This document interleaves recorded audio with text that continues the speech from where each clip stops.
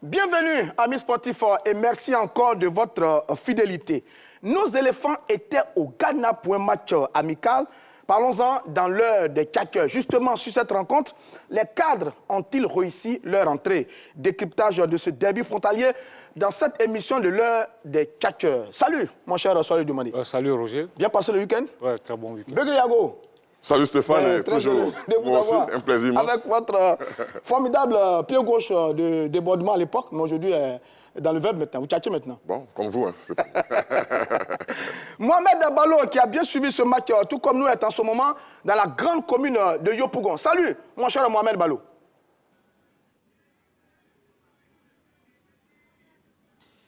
Salut Roger Stéphane, salut à vos deux invités. Je suis à Yopougon, Mikao, précisément au terrain géo-béton. Les éléphants de Côte d'Ivoire ont réussi à obtenir le match nul, à tenir en échec les Black Stars du Ghana après donc, leur victoire sur le fil face aux étalons du Burkina Faso. C'était un match fermé à tout point de vue, un match véritablement tactique entre les deux sélectionneurs. On se demande quel a été le rôle de nos cadres dans ce match tactique des hommes de Patrice Baumel. En tout cas, nous avons des catcheurs ici disposés à répondre à cette question dès que possible.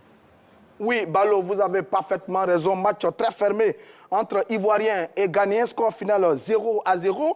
On va voir un peu l'ambiance après le match. Descendons sur la pelouse avec Patrice Baumel et ses joueurs. Ambiance également dans les vestiaires avec le petit mot d'encouragement et de félicitations de l'ambassadeur de la Côte d'Ivoire au Ghana, son Excellence Temoko Morico. Allons-y.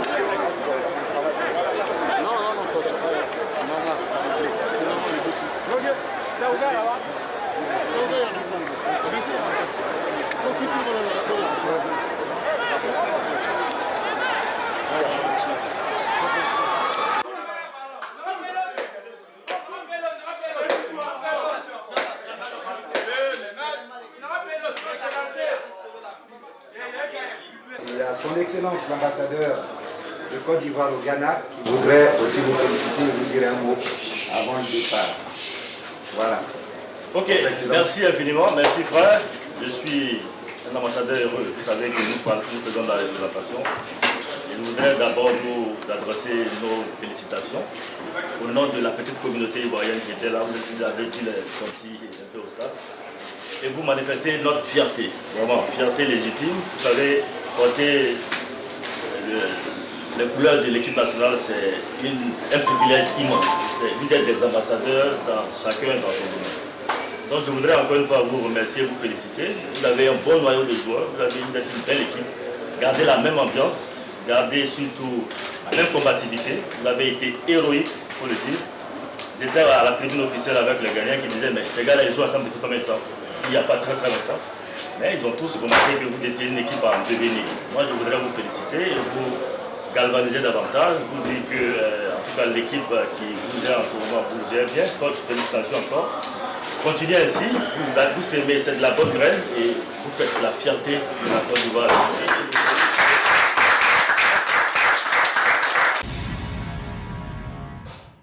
De très belles images du côté du Ghana. Ambiance, félicitations de son Excellence, M. Temoko Morico, ambassadeur de la Côte d'Ivoire au Ghana. Soit vous êtes d'accord avec moi, de belles images? Oui, très belles images. C'est des images qui parlent. Ah. On aimerait vraiment voir ce genre d'images. Et quand vous regardez, vous voyez là la communion entre le coach et ses joueurs, le staff technique et ses joueurs. Je pense que c'est de très belles images. On espère que ça va continuer. J'ai vu dans les vestiaires un petit groupe là. C'était les 4 qui étaient eux, Bailly, Aurier. Oui, c'est beau ça. Ça arrive souvent. Se fait en sélection? Oui, ça arrive Dans souvent. les petits groupes comme ça, bien sûr, ancien parce nouveau. qu'on a vécu ensemble. Et puis c'est vraiment extraordinaire. Mais je pense qu'aujourd'hui, quand tu entends un discours comme ça, de la part de l'ambassadeur, c'est vraiment fort. C'est quelqu'un qui connaît le football. Il a vraiment bien cadré. Quand tu regardes Baumel et ses joueurs, c'est fusionnel pour moi. Et quand c'est fusionnel, ça peut créer beaucoup de choses. Très bien. On a vu la fusion, c'est bien. Messieurs, sur le match en lui-même, moi, je ne suis pas tout à fait d'accord avec l'ambassadeur qui avait l'air très content de nos garçons. Est-ce que, comme moi, vous avez trouvé ce match nul-là un peu décevant? Ivoiriens et Ghanéens, est-ce qu'ils vous ont un peu déçus? En tout cas, moi, sur l'ensemble du jeu, j'ai été un peu déçu. Est-ce que c'est votre sentiment, sur le Mané? Oui, absolument. Moi, à un moment donné, dans mon canapé, j'ai commencé à somnoler parce que vraiment, c'était un match ennuyeux. On n'a pas vu un match de grande qualité. Il faut le dire tout net, les deux équipes ont été décevantes. C'est pourquoi, quand tu regardes au niveau même de l'engagement, de l'impact, du spectacle, moi, je n'ai rien vu. Et surtout, côté Côte d'Ivoire, il y a vraiment eu, au niveau de l'animation offensive, la relation entre le milieu et l'attaque. Je pense que Baumel doit encore travailler. Il y a du boulot à faire, même si défensivement, on a vu une très bonne équipe de Côte d'Ivoire qui a bien défendu.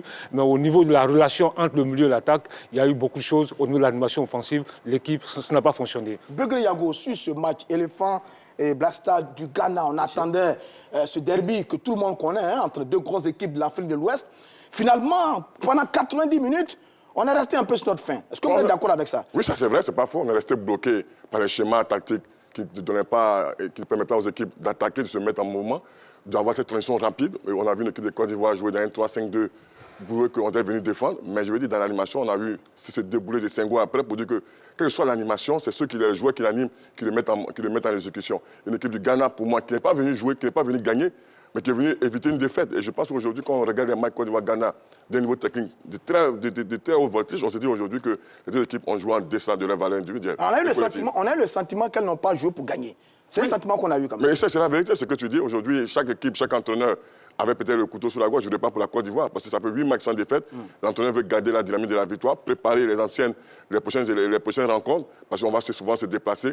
Ce schéma qu'il a proposé face au Ghana est un schéma ampli à certaines rencontres, mais je dis, on a les hommes, on a les moyens pour faire perdre n'importe quelle équipe d'Afrique. Très bien, je reviendrai à vous pour nous expliquer ce fameux schéma des éléphants de Côte d'Ivoire, parce que ce qu'on a vu, on a cru voir en tout cas beaucoup de joueurs à vocation défensive sur ce match. Soalio, qu'est-ce qu'on a pu voir? L'action de Senghor, la superbe action de Senghor, le jeune latéral droit qui était monté un peu au milieu du terrain à la 13e minute, la frappe de Franck Kessié à la 66e minute, le coup franc magnifique de Max-Alain Gradel dans le temps additionnel. Voilà un peu côté ivoirien, et puis côté ghanéen, la frappe de Pacté plus ou moins. Après ça, mais vraiment rien, absolument rien dans ce match entre éléphants et ghanéens. Oui, absolument. Et puis, il faut aussi reconnaître que la qualité de la pelouse n'était pas au rendez-vous. Ça, c'est aussi problématique. C'est la maladie des stades de l'Afrique de l'Ouest. Les stades de l'Afrique de l'Ouest sont problématiques. On a vu une pelouse pourrie qui a empêché le déroulement du jeu. Parce que, tu vois, il est difficile de juger des joueurs comme ça quand ils se produisent sur une telle pelouse. Parce que c'est comme nous. La plupart sont des professionnels. C'est des professionnels. Ils sont habitués à de très belles pelouses dans leur club. Ils viennent en Afrique. On laisse la merde, excusez-moi du terme. Non, mais c'est vrai, parce qu'il faut le dire tout net. Parce que là, quand tu regardes, même pour un simple contrôle, il y a des actions où aller, tu vois, même où le flic canon, c'était compliqué. Et je pense que là, c'est autre chose. Maintenant, au niveau de l'expression collective, moi, franchement, l'équipe du Ghana m'a semblé très faible. Oh là là. Parce que cette équipe-là, elle en baisse. Elle a battu le 28 mars dernier Sao Tomé Principe 3-1 lors de la dernière journée des éliminatoires de la CAN 2022. Et puis, la semaine dernière, elle a perdu contre le Maroc. Et puis, elle a été accrochée à domicile face par la Côte d'Ivoire. C'est une équipe qui en baisse. Ils n'ont plus de joueurs, de très bons joueurs de très bon niveau. Il y a quelques-uns. C'est vrai que Thomas Partner, c'est un très bon joueur. Ils ont l'attaquant Koudous qui joue à la JAS, qui est très bon. Mais les frères Yehou m'ont un peu déçu. C'est vrai qu'ils ont été muselés par Bailly et Boli. D'accord. Alors, Begré Yago, rapidement, sur le système de jeu, 3-5-2, 5-3-2, 5-4-1, 3-4-3, on a joué quoi exactement? On a joué un 3-5-1-1. 3-5-1-1. Voilà. Vous dites quoi? Vous avez 3 défenseurs centraux. Vous avez 2 hommes de couloir qui sont Aurier et Canon. Bailly, Boli et Kosono. 3 centraux. 2 hommes de couloir qui sont Aurier et Canon. Vous avez 2 bloqueurs qui sont Sangaré et Kessié. Et un milieu un peu droit qui était Senghor. Oui, Senghor à droite. Senghor à droite. Et puis Boga. Boga qui est capable de tourner, qui est sur le côté gauche. Et aller devant. Et aller comme fixation. Vous voyez, c'est un schéma, comme je disais tout à l'heure, qui appelle un assise défensif extraordinaire. Mais au niveau de l'animation offensive, il faut libérer les chevaux, il faut que les joueurs se libèrent.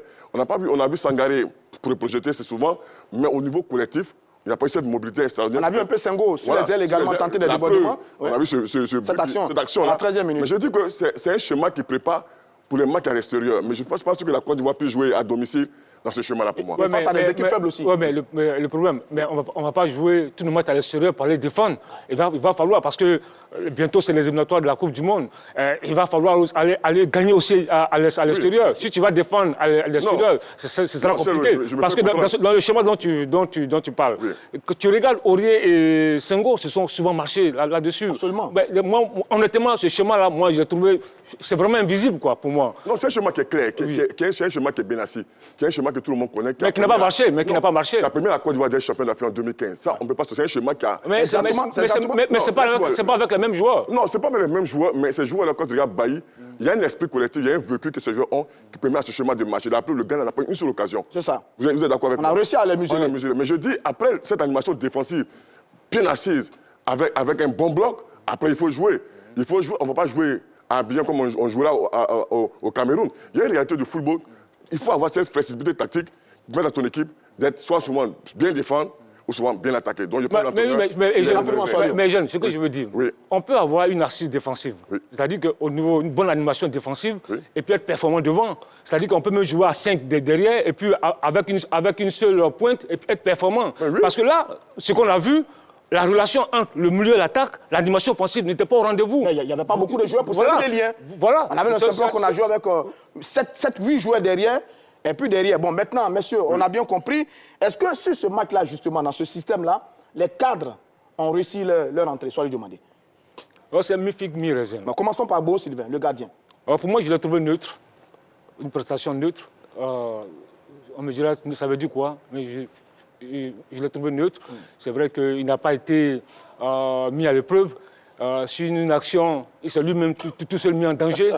Au-delà de cela, je ne l'ai pas trouvé performant. Mais je pense que, moi, honnêtement, je n'ai pas voulu voir Beau dans ce match. Moi, j'aurais voulu voir Sangaré. Bon, il n'a pas joué. Voilà, John Sangaré. Donc, pour moi, vraiment, Beau a été neutre. Alors, Beau, il n'a pas été inquiété. Les Ghanéens ne l'ont vraiment pas inquiété. Il a été tranquille. Mais on a senti par moments que tout seul, il se mettait un peu en difficulté quand même. Je dis, en football, il faut comprendre qu'en football, il n'y a aucun gardien. Tous les gardiens au monde ont une minute de folie. Ça peut arriver à un gagnant de football. Mais ce gagnant de football, quand il fait cette erreur, il n'a personne pour défendre derrière. C'est ça. Sinon, beaucoup de défenseurs centraux. Mais lui, ça arrive très souvent maintenant. Non, ça fait partie du football. Je veux dire que on dit que ça fait partie du football, mais ça arrive très souvent. Non, sur ce match-là, pour moi... il fait une sortie hasardeuse dans la 83e minute. Oui. Il ne se parle pas bien avec ses défenseurs. Non, il manque de présence. Il n'a pas ce coffre-là. Il ne va pas rassurer. Ça, je suis d'accord avec vous. Il ne va pas rassurer. Sur ces ballons, il faut tous se rassurer pour dire que tu es présent. Là, il n'a pas fait. Et je suis d'accord avec vous. Mais je dis, sur l'ensemble de la partie, pas grand-chose. C'est resté un Beau avec son vécu. Rassurant pour les défenseurs ivoiriens. Mais j'ai le sentiment quand même que Beau, quand il est dans le but, on sent une confiance en lui quand même. On le voit dans ses déplacements, certaines prises de balle. On sent de la confiance. Et ça, ce n'est pas un élément important qui met en relief son vécu, son expérience dans les cages des éléphants de Côte d'Ivoire. Non, écoutez, quand tu regardes physiquement, il est impressionnant. Il a la taille, il a la forme d'un gardien de but, mais il est imprévisible. C'est ça. Il est imprévisible. Il est capable de commettre une bourde au moment où on ne s'attend point. Vous avez vu même l'action du but, le ballon n'était pas dans l'axe. Il est allé chercher, il a hésité. Mais ça pouvait être un but. Une action de but. Une action où il allait chercher le ballon. Où il allait sur le centre, il allait chercher le ballon. Il n'avait pas eu les gants fermes. Il n'a pas eu assez de personnalité, assez de caractère pour s'imposer dans les airs. Et là, c'est souvent problématique parce que ça, c'est en amical. Mais face à un adversaire plus... face au Cameroun ou à l'Algérie ou à l'Égypte, ça peut être dangereux. Monsieur Eric Bertrand Bailly, qui faisait également son retour dans cette défense des éléphants, il a joué un peu le rôle de Kolo en 2015, parce que je suis sur côté, on avait Kosoni et Boli. Parlons maintenant d'Eric Bertrand Bailly. Comment vous l'avez trouvé? Impérial. Présent, il gagnait les jeux, il anticipait sur la profondeur. Pour moi, il était un des meilleurs Ivoiriens, par son expérience, par son assise, par son placement, par son calme. Eric, aujourd'hui, a un niveau vraiment très élevé en sélection. Il faut qu'il joue souvent en club pour retrouver ce Eric Bailly de 2015. Mais sinon, pour moi, sur ce match d'hier, il a été un des meilleurs Ivoiriens. Soit lui demander Eric Bertrand Bailly dans l'axe de la défense. Oui, il a fait un très bon match. Wow. Parce que, oui, non. Il est impressionnant. Non, il a fait un bon match. Il a été beaucoup de sérénité. Il est toujours bien placé. Il anticipe. Et puis, je pense que son duo, sa complicité avec Boli est en train de s'imposer. Regardez un peu les matchs qu'ils ont disputés ensemble. Vous voyez qu'il y a une complicité qui naît entre Bailly et Boli. Et ça, c'est une très bonne nouvelle pour l'équipe nationale de Côte d'Ivoire. Ils ont stabilisé la défense parce qu'en face, il y avait un Koudous qui est vraiment percutant. Mohamed Koudous. Mohamed Koudous, le joueur de la JAS qui est percutant, mais ils l'ont muselé. Et là, il faut le dire tout net, je vois déjà dans l'as, les deux centraux, Bailly et Boli sont en train de s'imposer comme les titulaires de cette équipe de Côte d'Ivoire. Sur ce match, ils étaient 3. Est-ce que ces relances sont bonnes? Est-ce que ces agissements sont bons? Est-ce que c'est le Bertrand Bailly qu'on a eu en 2015? Non, il va revenir forcément. Je dis, un joueur, c'est la répétition des efforts, la répétition des matchs. Quand il va commencer à rejouer régulièrement encore, forcément, ça va revenir. Il a l'expérience, il a le vécu. En Coupe d'Afrique, ce n'est pas quelqu'un qui aura peur. Mais je pense qu'aujourd'hui, ce Bailly-là doit encore grandir. Grandir pourquoi? Parce que quand Bailly n'est pas en forme, notre défense souvent a des problèmes. Mais quand il est en forme, comme on l'a vu face au Ghana, c'est impérial. Je peux parler un peu d'Odilon? Odilon, Kosonou.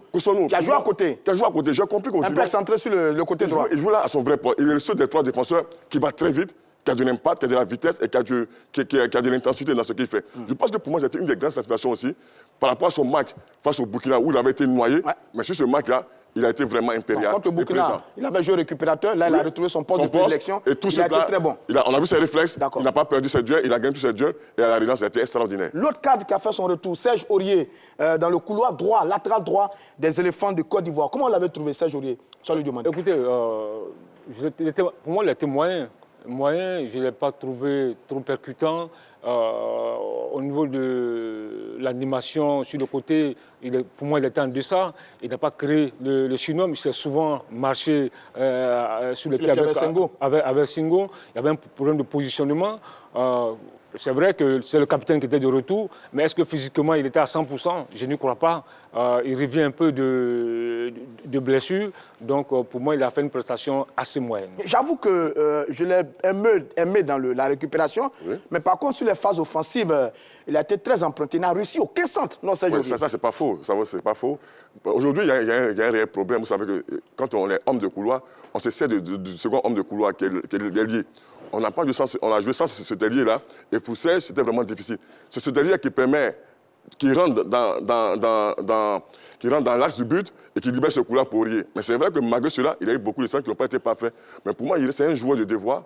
C'est un joueur qui connaît le haut niveau, c'est un joueur qui sait se transcender dans les grands moments. Pour moi, il n'y a pas de problème. Est-ce que sa combinaison avec Senghor a marché? Senghor était également dans le couloir droit. Lui-même, d'ailleurs, en latéral droit, il avait été très bon face au Burkina Faso. Est-ce que la combinaison entre les deux hommes-là a bien marché? Non, elle n'a pas bien marché. Elle n'a pas bien marché. C'est vrai qu'au niveau défensif, on a été impeccable, mais je dis au niveau offensif, c'est la seule action de Senghor qui nous montre que ces deux-là, quelque part, n'ont pas combiné, mais qui a amené ce délit-là offensif de Senghor qui a raté ce but-là. Je pense qu'aujourd'hui, il a besoin de cet ailier-là qui va quitter l'espace, qui va quitter le couloir, afin que lui puisse plonger. Mais je pense qu'au niveau défensif, ça n'a pas été mal. Mais Serge, sur ce match-là, n'a pas été à son meilleur niveau. Allez, le capitaine Serge, rapidement, rapidement. Oui, je pense que là, le jeu des latéraux n'a pas fonctionné. Il faut le dire tout net, à part quelques actions, l'action de Senghor, et puis on a vu les déboulés de Boga. Lui, c'est un autre niveau. C'est un autre niveau.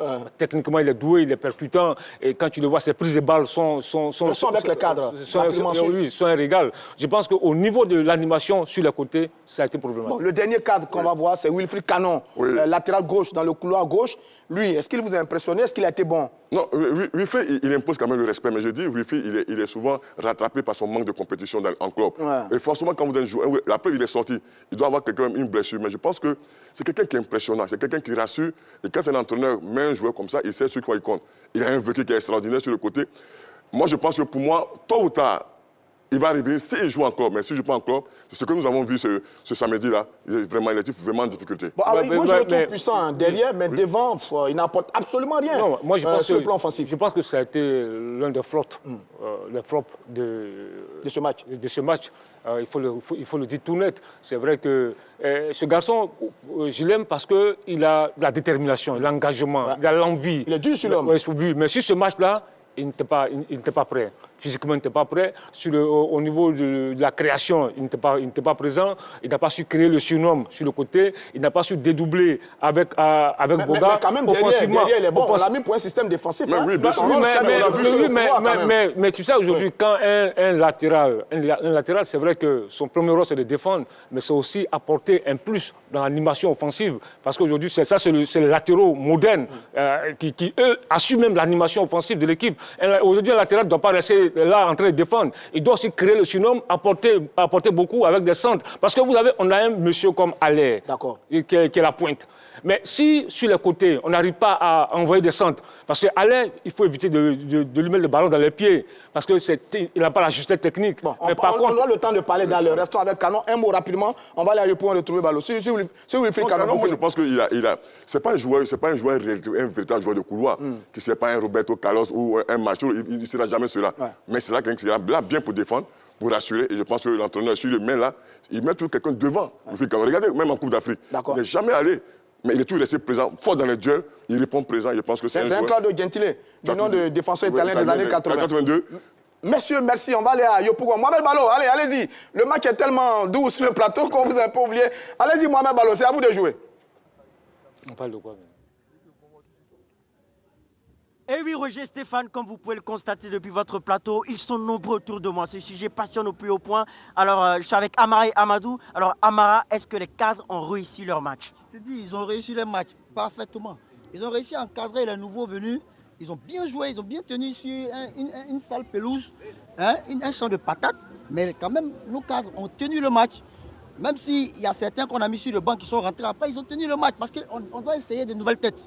Voilà, on doit essayer de nouvelles têtes. On ne va pas venir demander la barbe du bon Dieu. Voilà, c'est des matchs amicaux. On essaie de tester de nouveaux joueurs. Donc les cadres ont tenu le match. Moi, je pense qu'on a très bien joué contre le Ghana. C'est pas n'importe quoi.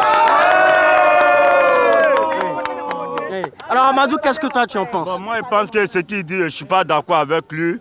Qu'à chaque moment, il dit bon, c'est de nouveaux jeux, on doit les tester. Ça nous fait combien de matchs maintenant que la Côte d'Ivoire joue? Ça nous fait même 3 matchs, 4 matchs maintenant, il y a longtemps qu'on joue. Ce n'est pas à chaque moment, ils vont dire à la Côte d'Ivoire, c'est maintenant, on doit former une équipe, c'est maintenant, on doit former une équipe. Quand vous regardez le match de la Côte d'Ivoire, on joue sans avant-centre. Les avant-centres qui sont là, ils ne peuvent même pas mettre un tir sur le gardien. Où est une équipe en ce moment? Où allons-nous? Quand tu regardes le match face au Burkina, mais c'est à la dernière minute on a gagné. Et il faut un but hasard de Amad Diallo qui a sauvé la Côte d'Ivoire.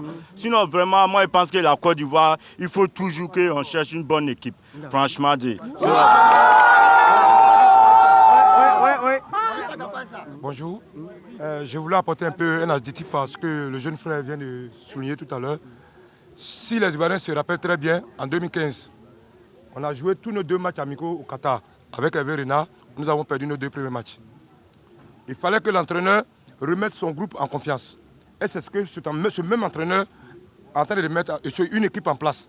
Laissons-leur le temps de travailler. Parce qu'aujourd'hui, nous les Ivoiriens, quand nous prenons un entraîneur, on les empêche de jouer, on les empêche de travailler. Moi, je pense que ce groupe-là ferait une très belle canne pour les Ivoiriens. Merci, et tout le monde sera fier.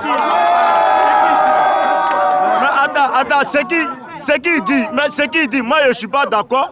Actuellement, on a combien de mois de la CAN? Si à chaque moment, on doit dire à la Côte d'Ivoire, laissez-leur le temps.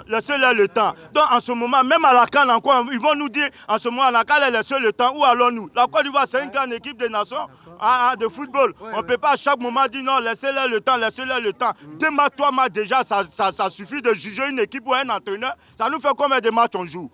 C'est pas normal? Oui, alors, alors on va y revenir. À très bientôt dans l'heure des tchatchers. Merci Ballot. Et bravo à vos amis là-bas du côté de Yopougon. Je prends un commentaire rapidement. Celui de Landry Obrou. Il dit ceci. Oui, leur entrée a été magnifique, mais que Baumel trouve un bon meneur de jeu. Je suis parfaitement d'accord avec lui. Oui. J'avoue que ce match, on avait pensé un peu à Jérémy Boga. Oui. On aura le temps de parler de ce garçon. Soalio, réaction après les commentaires de nos amis du côté de Yopougon. Oui, j'ai entendu un commentaire qui disait qu'il faut laisser le temps à Baumel de travailler. C'est pas la... Oui, on laisse le temps à Baumel de travailler. Personne ne compte son travail.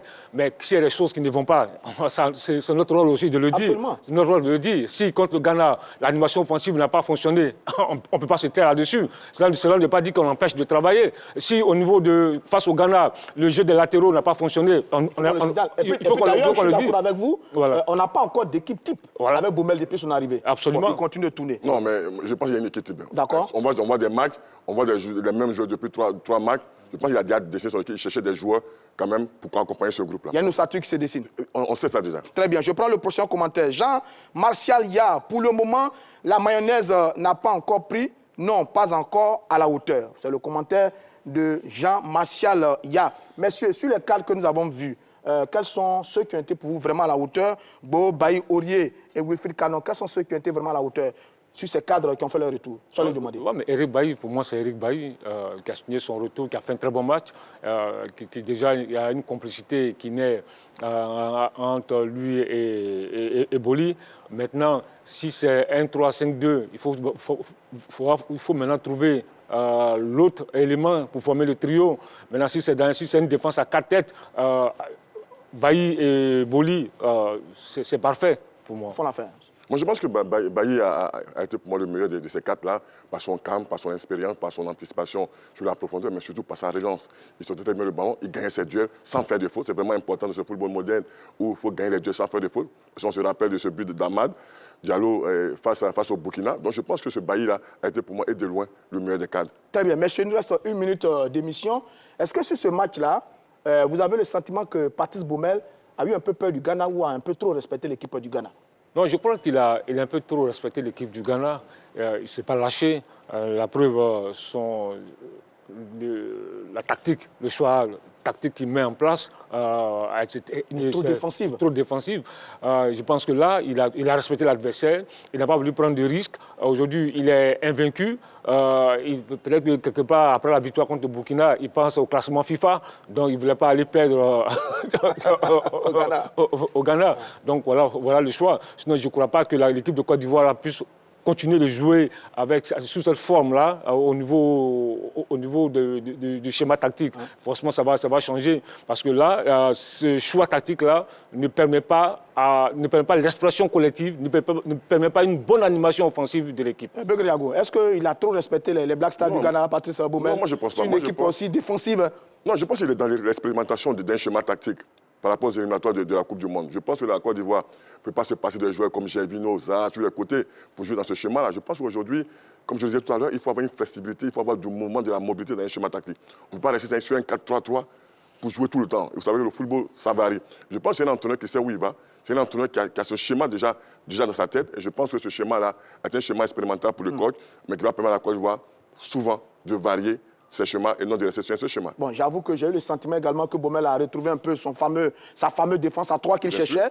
Et puis, soit d'accord au moins que cette équipe-là nous a donné vraiment de grandes garanties d'un point de vue défensif. Oui. Ça, c'était très bien. Messieurs, merci. C'est formidable de parler football avec vous. Amis sportifs, c'est la fin de ce numéro. On se donne rendez-vous demain pour un autre numéro de l'heure des Tchatcheurs.